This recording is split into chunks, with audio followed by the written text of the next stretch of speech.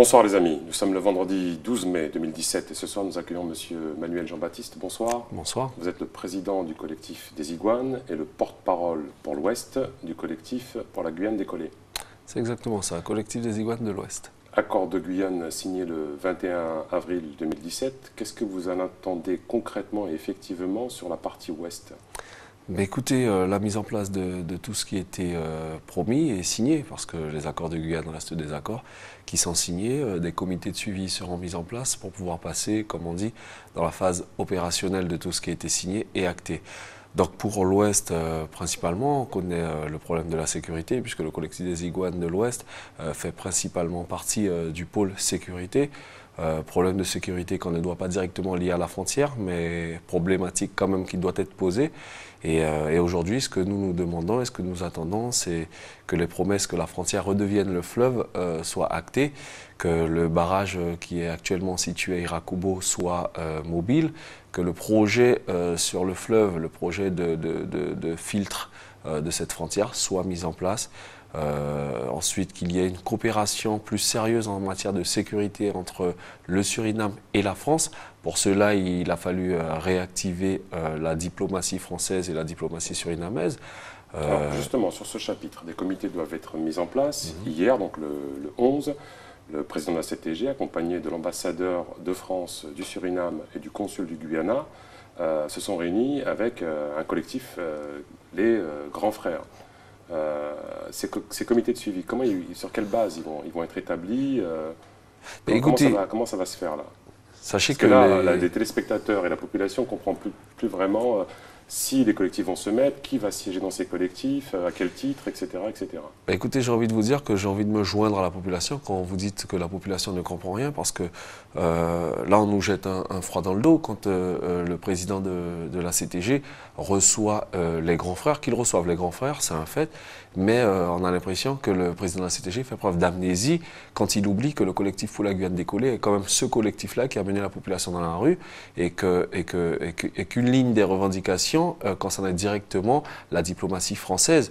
Donc quand il évite les Grands Frères et qu'il omet d'éviter le collectif pour la Guyane décollée, on a envie encore une fois de faire les naïfs, mais on se dit quel est son but ?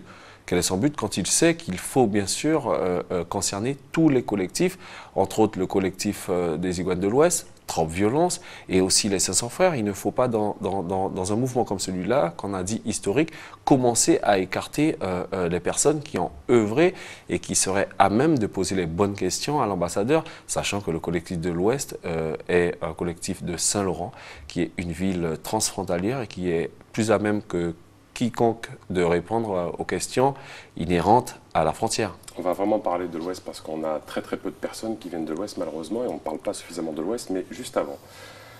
On sait un peu qu'il y a eu des divisions entre Grands Frères, 500 Frères, Trop Violence, les Iguanes. On en est où là au niveau secteur sécurité, parce que pour ces collectifs bien précisément, il y avait comme thématique commune l'insécurité. C'est une division définitive, c'est des différents momentanés. Où en êtes-vous là? Il y a des relations encore où chacun fait un peu ce qu'il veut? Écoutez, pour ma part, je n'ai pas envie de m'attarder sur les dissensions qu'il y a eu au sein d'une association, au sein d'un collectif, c'est celui des 500 Frères. Le collectif pour la Guyane décollée travaille, il y a énormément de personnes qui travaillent dans l'ombre et je pense que la population, c'est ce qu'elle doit retenir. S'il y a eu des divisions au sein des 500 Frères, comprenez et retenez que malgré ces divisions, il y a des personnes qui ont envie de travailler, donc leur désir de travailler se démontre par le fait qu'ils aient créé une autre association, un autre collectif, les Grands Frères. Aujourd'hui, la question est de savoir sous quelle forme les Grands Frères ont envie de travailler avec le collectif pour la Guyane décollée, et des réunions se tiendront pour pouvoir fixer tout cela. Allez, balayons les différents, intervenons-nous à l'Ouest. Les Iguanes déjà, c'est Saint-Laurent, Mana, Irakubo, c'est tout ce secteur de l'Ouest? Mais écoutez, les Iguanes, pour leur histoire, je pense que toute la Guyane aujourd'hui le sait, les Iguanes de l'Ouest se sont créées suite aux différentes problématiques d'électricité en Guyane. L'Ouest particulièrement touché, on s'est dit qu'il fallait réagir, il fallait créer quelque chose. De l'Iguane qui aurait bloqué... Exactement, pendant plus de 24 heures sans électricité, toute la zone Ouest et même la Guyane. Donc on a créé ce collectif, les Iguanes de l'Ouest, parce qu'on a eu l'impression à ce moment-là que l'Ouest était plus impacté par les problèmes d'électricité. C'est intéressant, c'est pas uniquement contre l'insécurité, c'est des problématiques sociétales diverses, énergétiques, emploi, etc. Voilà, aujourd'hui ce collectif est association loi 1901, les statuts sont déposés, nous sommes déclarés, donc nous avons vocation à répondre à tout ce qui impacte le citoyen de l'Ouest. Donc toutes les problématiques, donc notre champ d'action il est large. Alors, on a commencé avec l'électricité, aujourd'hui nous sommes sur la question de la sécurité et plus globalement sur toutes les problématiques guyanaises. Lors de la mobilisation, on l'a reconnu, hein, les élus ont été un petit peu écartés. Au niveau de l'Ouest, vous arrivez à travailler avec les élus? Écoutez, nous travaillons avec tous ceux qui veulent travailler avec la Guyane, nous travaillons avec tous ceux qui un homme politique. aiment la Guyane. Si nos élus, et nous n'avons pas envie de d'en douter plutôt. Et vous voyez avec le maire par exemple, vous avez des entretiens réguliers? Oui, bien sûr, nous travaillons avec le maire, nous discutons avec le maire parce que qui d'autre que le maire est plus à même à répondre à nos questions, à ces difficultés, nous exposer les difficultés, ce qu'il a déjà essayé de faire, ce sur quoi il s'est vu avoir des noms de l'État, de la CTG et autres. Donc oui, nous discutons avec le maire, nous discutons avec des représentants des élus de la CTG. Nous discutons encore une fois avec tous ceux qui ont envie de faire travailler, envie de travailler pour la Guyane. C'est quoi l'objectif à terme des Iguanes?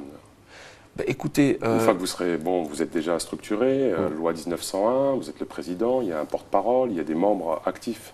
Mais c'est une cellule de veille après, par la suite, une fois que vous aurez obtenu éventuellement satisfaction? Bon, on est loin de ce cas de figure, mais c'est quoi l'objectif? Je crois que vous répondez à la question vous-même. On est tellement loin de tout cela, du mieux vivre en Guyane. Nous parlons d'un retard structurel de 30, de 50 ans. Aujourd'hui, le collectif des Iguanes a, comme je vous l'ai dit, vocation à travailler pour le citoyen. Donc pour le mieux vivre du citoyen. Aujourd'hui, nous sommes rentrés dans un mouvement qui a eu une ampleur énorme à l'échelle guyanaise. Mais sachez que le collectif des Iguanes aussi va se pencher sur des problématiques plus minimes, des problématiques moindres qui touchent quand même le quotidien du citoyen de Saint-Laurent et d'une façon plus générale du citoyen de l'Ouest. La TV, la chaîne qui encourage toutes les initiatives citoyennes, le format de l'émission est court. Manuel Jean-Baptiste, droit dans les yeux, la politique, vous y pensez? Ben écoutez, après toutes ces sollicitations, après tous ces encouragements plutôt, parce que ce n'est pas encore de sollicitations, on ne peut ignorer les appels. Mais aujourd'hui, clairement, j'ai envie de travailler pour le citoyen guyanais au sein de mon collectif des Iguanes qui est jeune. Je ne veux pas entendre demain, par vous-même peut-être, hein, qui sait, que ce collectif a été un tremplin politique. Donc on va travailler comme on a commencé, et puis advienne que pourra. Monsieur Manuel Jean-Baptiste, merci d'avoir participé à cette émission. L'Ouest est le bienvenu, et je le dis encore une fois sur les plateaux d'ATV. Les amis, merci pour vos retours, merci pour votre fidélité. À bientôt.